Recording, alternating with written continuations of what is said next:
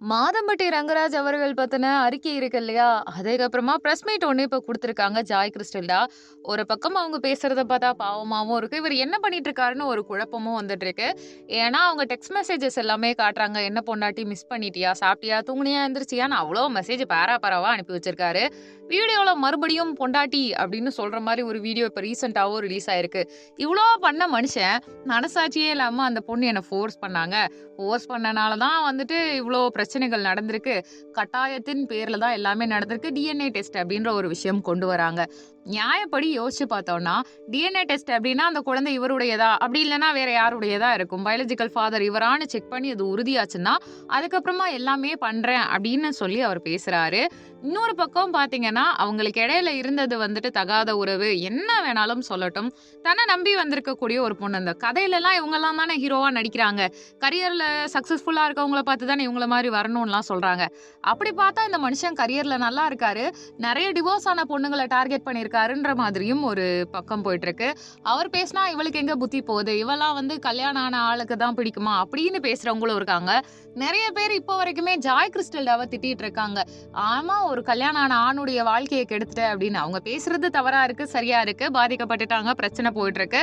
இங்க இவங்க 2 பேரும் சரியா தப்பான்றத தாண்டி மாதம்பட்டி ரங்கராஜுடைய முதல் மனைவியின் 2 குழந்தைகள், இப்போ ராகான்னு பிறந்திருக்கக்கூடிய ஜாய் கிறிஸ்டல்டாவுடைய குழந்தைகளுடைய நிலையில இருந்து யோசிச்சு பார்த்தா, இது ஒரு பெரிய பிரச்சனையா இருக்கு.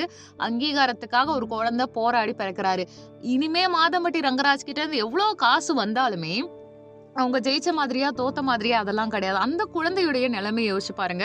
சமூகத்தில் அவனுடைய அங்கீகாரம் அப்படின்ற ஒண்ணும் பெரிய ப்ராப்ளமா போயிட்டு இருக்கு. இப்ப நீதிக்காக ஜாய் கிறிஸ்டல்டா போராடிட்டு இருக்காங்க.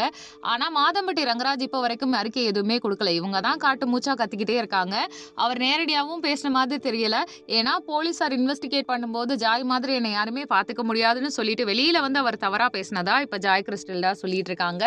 சோ அவங்க வந்து ஒரு குடும்பத்தையே கிரியேட் பண்ணி வச்சிருக்காங்க. அவங்க வீடு சம்பந்தமான இன்டர்வியூலாம் அந்த இன்டர்வியூவை எடுத்த 2-3 பேர் மேலேயே கேஸ்லாம் போட்டுட்டு இருக்காங்க. யூடியூப்ல வந்துட்டு மாதம்பட்டி ரங்கராஜ் தவறுன்னு பேசின நிறைய பேர் மேலேயும் கேஸ் எல்லாம் அபிஷியலா அவர் போட்டிருக்காரு. சட்ட ரீதியா அவர் கரெக்டா எல்லாமே பண்ணாலுமே இன்னொரு பக்கம் யோசிச்சு பார்த்தா அவர் மேலேயும் தவறு இருக்குதானே. இந்த உறவை ஏன் நீடிக்க வச்சிருக்கணும்? குழந்தை ஏன் கலைக்க சொல்லியிருக்கணும்? குழந்தை வந்ததுக்கு அப்புறமா ஏன் பிரச்சனை பண்ணியிருக்கணும்? மொத்தமா ஏன் வெளியில போயிருக்கணும்? இப்பவுமே ஜாய் கிறிஸ்டல்டாவை பொறுத்த வரைக்கும் அவர் யாருனாலயோ அஃபெக்ட் ஆயிருக்காரு, யாரோ மிரட்டினால இதெல்லாம் பண்றாரு அப்படின்ற மாதிரி அவங்க நினைச்சிட்டு இருக்காங்க. அவங்கள நினைச்சு வருத்தப்படுறதா, இந்த சூழ்நிலையை நினைச்சு இப்படி போயிட்டு இருக்குன்னு நினைக்கிறதா தான் புரியல. உங்களுடைய கருத்து என்ன?